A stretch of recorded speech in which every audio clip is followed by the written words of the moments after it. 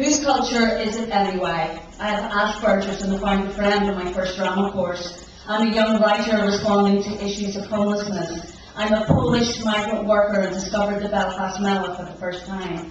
I'm 15 and in my mate's house listening to Moon and the Diamonds with a bit of two-door cinema club thrown in. I'm 12 from New Lodge and a flying angel in the St Patrick's Day Carnival. I'm a pensioner from Coleraine reminiscing like a spring chicken. I'm 10 from Tullycarnet and climbing around a cathedral quarter. I'm a prisoner in McGabry and have just finished my first short story. I'm a muso and transferring 30 years of experience to teenagers in Oh Yeah. I'm from Ballymena and signed up to learn Irish. I'm 5 and I'm seeing a play in Botanic Park. I'm an unemployed actor. Please give me a job. I'm 17 and doing a film workshop with Kieran Hines. I'm a farmer in Armagh who plays fiddle, but a fancy trying the Scottish pipes. I'm a visual artist in Rathlin Island, interfacing with schools in their virtual learning world. I'm a 40-year-old dancer and choreographing OAPs. I'm Carol Moore. I'm an actress, theatre director, fledgling filmmaker, and recently appointed the Lyrics Creative Learning Coordinator. Culture, from the Latin to cultivate. For some, it's the cultivation of fine arts, ballet, opera, theatre, visual arts, coined high culture.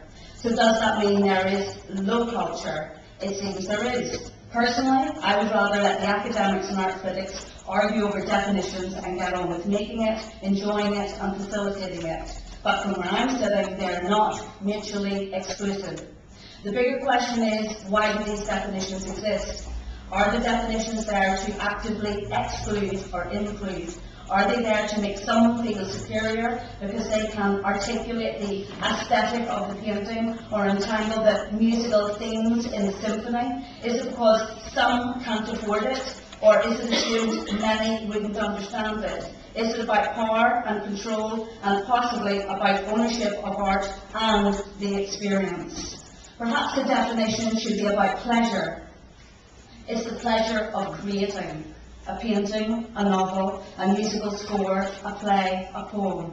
It's the pleasure of seeing a Van Gogh or Dermot Delargy exhibition, of hearing Snow Patrol and Home Turf, of being touched by the plays of Brian Field or Owen Cafferty or Martin Lynch, or a performance by Stella McCusker or Eleanor Methven. But it's also the pleasure of participation, the amateur production of Abigail's Party, the costume for the school Christmas nativity out of the iron cupboard, those first scraping notes on the school violin, that short film made by young adults around drug awareness. It's about artists making art and the rest of us experiencing it and also being enabled towards our own creative expression.